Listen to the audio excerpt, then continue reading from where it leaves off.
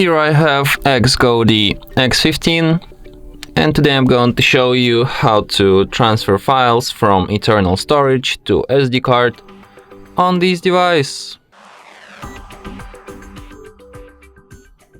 So to do this, firstly you have to open File Manager.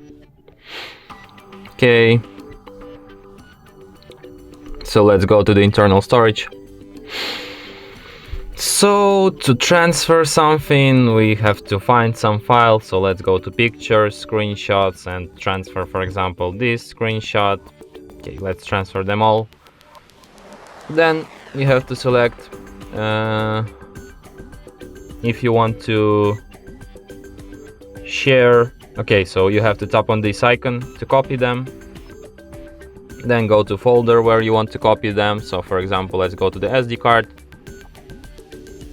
and copy them here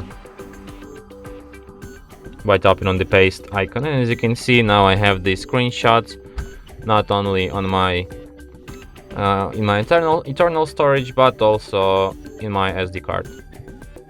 Here they are.